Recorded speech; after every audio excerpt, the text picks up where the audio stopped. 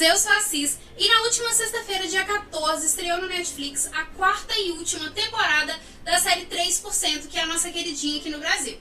Pra você que não sabe, ela é uma série 100% brasileira do catálogo da Netflix e a primeira a chegar ao seu final. E nesse vídeo a gente vai conversar um pouco sobre esse encerramento, a gente vai falar um pouco sobre o final de cada personagem e eu vou contar pra vocês um erro gravíssimo que eu achei na quarta temporada e que eu duvido que você percebeu. Esse vídeo tem spoilers da quarta temporada, então se você ainda não assistiu, você tá esperando o que pra ver? Assiste lá primeiro pra depois ver o vídeo. Mas antes de seguir, não se esquece de deixar seu like, se inscrever no canal e compartilhe esse vídeo com aquele seu amigo fã de 3%.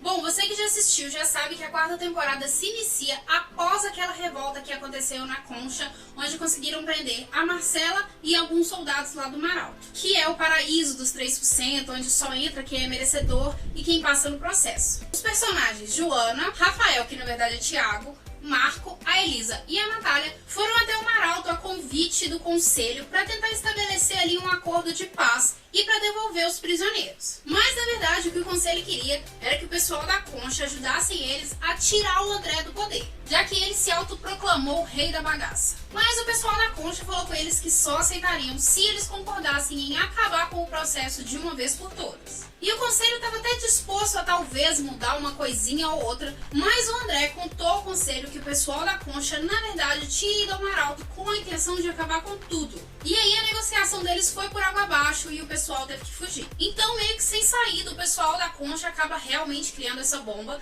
e ela cria um pulso eletromagnético que acaba atingindo a usina do Maralto. E essa explosão acaba liberando uma radiação que obriga todo o povo do Maralto a abandonar seu mundinho perfeito para não morrer. Então eles foram obrigados a voltar para o continente, pois era o único jeito de fugir dessa radiação. Só que alguns moradores do Maralto acabaram não cedendo ao ego. Isso acabou levando a uma das mortes que pra mim foi uma das mais tristes da série, que foi a morte do Marco. O Marco, como a gente viu, ele foi pro Maralto junto com os outros pra destruir tudo e eles conseguem. Mas de alguma maneira o Marco se convence de que ali é o lugar dele, que ele é um Álvares e que o lugar dele é no Maralto, mesmo que o Maralto seja um lugar totalmente destruído. Nesse momento a gente tem uma maior humanização também do personagem da Marcela, que eu não sei vocês, mas eu tenho um ranço eterno dela desde quando ela matou Ezequiel. E a gente consegue acompanhar qual que foi a trajetória da Marcela até chegar naquele ponto. Toda a pressão que ela sofreu da família, principalmente do pai dela, que foi incrivelmente interpretado pelo Ney Matogrosso. E a gente vê como ele era um Álvares, ele achava que ele era totalmente superior, ele era superior aos 3%, ele era a elite da elite. Então, tanto ela quanto toda a descendência dos Álvares cresceu com essa convicção. E foi muito emocionante ver aquela cena onde a Marcela tenta convencer o Marco a voltar pro continente. Ela pede por favor, ela implora, ela aponta uma arma pra ele pra tentar convencer ele a voltar. E ele está totalmente convencido de que ele é um Álvares e o Maralto é o lugar dele. Eu vou ficar. Então o Marco, depois de nadar, literalmente morreu na praia.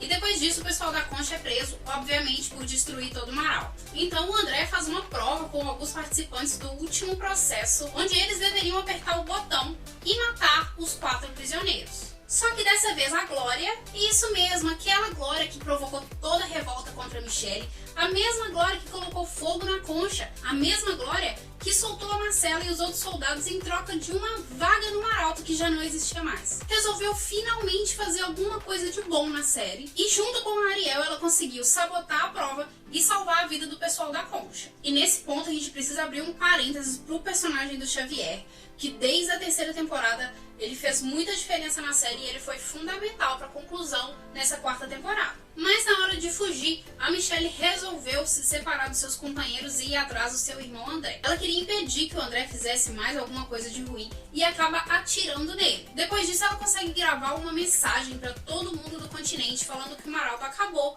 e que eles precisam reconstruir a terra deles. O Maralto acabou. Só que ela não tinha matado o André direito. Sério, foi igual aquelas cenas de filmes de terror. Volta, ele não morreu, ele não morreu. E o André acabou matando a Michelle. Então esse foi o fim da Michelle, morta ali nos braços do irmão, que tentou proteger ela durante toda a infância deles, mas que no final acabou sendo ele o próprio Carrasco.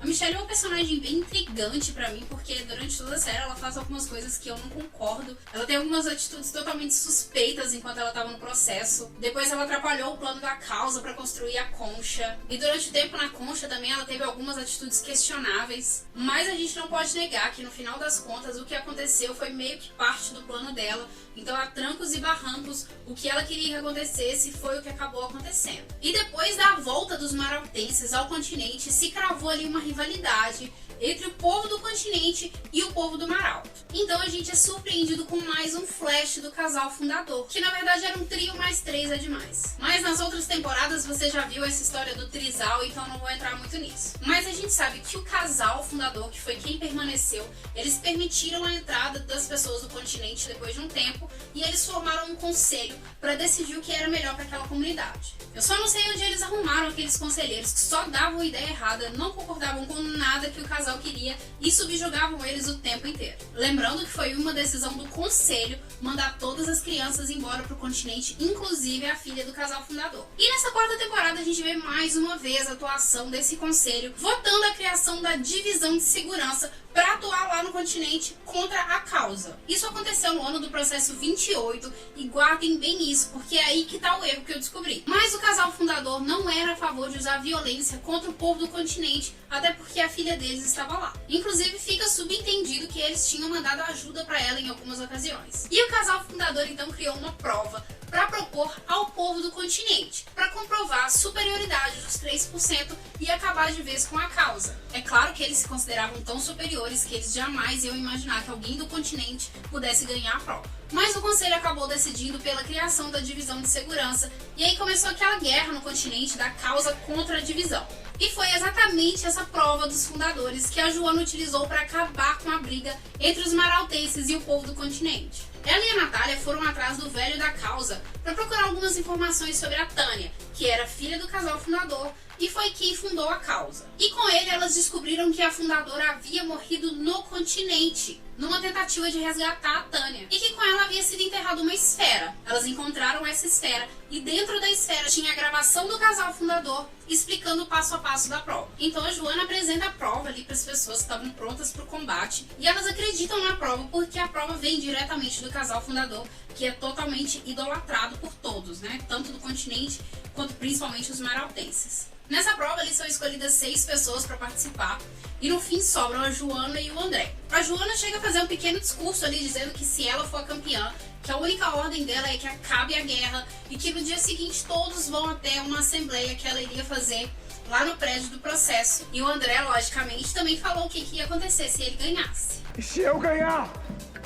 o continente é meu! Mas na hora de revelar ali o vencedor da prova, o André dá ordem para um dos seus atiradores atirar na Joana e todo mundo sai correndo sem saber quem ganhou. Mas ia ser a Joana. Mas para surpresa do André, no dia seguinte toda a população se reuniu na tal assembleia proposta pela Joana. Isso significa que as pessoas tinham entendido a proposta da Joana, que acreditavam nela e acreditavam que ela seria a vencedora da prova se não fosse a trapaça do André. E ali a gente teve o encerramento da história desses personagens. Estava a Joana, que enfim soube o que era uma família, enfim soube o que é ser amada, estava ali junto com a Natália. O Rafael, que acabou no final fazendo as pazes com a mãe dele. O Xavier, a Glória, a Ariel. E esse foi o final feliz desses personagens que estavam ali naquela assembleia. Eles finalmente conseguiram uma coisa que eles não tinham antes, que era a liberdade para criar novas ideologias, para criar um novo futuro. Uma coisa interessante que a série fez foi deixar isso em aberto. Eles estão livres para criar a própria realidade deles. E o André, quando viu que não ia conseguir o poder de volta, ele entrou no submarino estragado e foi morrer sozinho no mar. Sozinho não, porque o fantasma da Michelle estava lá assombrando ele. Então pra mim esse foi um final bem satisfatório. Foi mais uma série da Netflix que soube a hora de acabar. Ela esclareceu quase tudo que tinha pra esclarecer. Ficaram algumas questões ali como a família da Joana. Também o que aconteceu com o filho da Júlia depois que o Ezequiel parou de ajudar ele. Não teve mais nenhuma menção dele na série. Eu imaginava que agora na quarta temporada ia pelo menos ter um flash dele. Teve também algumas incoerências, algumas tomadas de atitude dos personagens que não fazem muito sentido, mas isso já vem desde lá da primeira temporada. E também alguns erros de timing, né? Algumas cenas que acontecem paralelas às outras, mas que na hora do encaixe não é perfeito por falta desse timing aí. Mas no final a gente tem uma sensação de orgulho gigantesca de saber que uma série 100%, não 3%, 100% brasileira tá fazendo o maior sucesso na Netflix. Eu assisti a 4ª temporada dublada em inglês e a dublagem tá muito boa. Isso dá pra gente perceber que a Netflix teve um carinho muito grande com essa série e que o resto do mundo tá todo acompanhando. Mas eu sei que tá todo mundo aí esperando pra saber qual que foi o erro que eu encontrei na 4ª temporada. Então, sem mais enrolação, vou te mostrar. Bom, como eu falei agora há pouco, no último episódio da 4ª temporada, a gente vê ali a criação da divisão de segurança. Isso acontece no ano 28 do processo. E nós temos uma cena da fundadora assistindo uma atuação da divisão de segurança no continente. Nessa atuação, a divisão invade a casa de um integrante da causa e o mata. Só que essa é a mesma cena que aparece no ano do processo de número 100, que já era liderado pelo Ezequiel. E a gente presencia o Ezequiel, a Cássia e a Júlia observando uma ação da divisão no continente. E naquela cena a gente consegue ver a morte do homem que cuidava do filho da Júlia.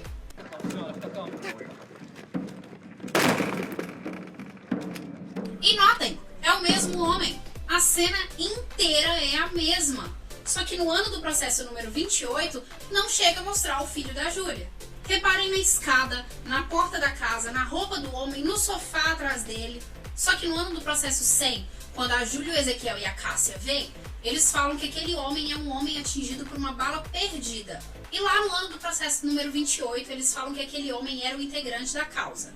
Então a produção usou a mesma cena em 2 contextos totalmente diferentes. Só que a fundadora viu essa cena 72 anos antes dela acontecer novamente lá no ano do processo número 100. 72 anos de diferença. E você tinha percebido? Eu vi da primeira vez, sério. E antes de sair, gente, não esquece de deixar seu like, se inscrever no canal e comenta aqui abaixo se você tinha percebido. Até o próximo vídeo. Beijos!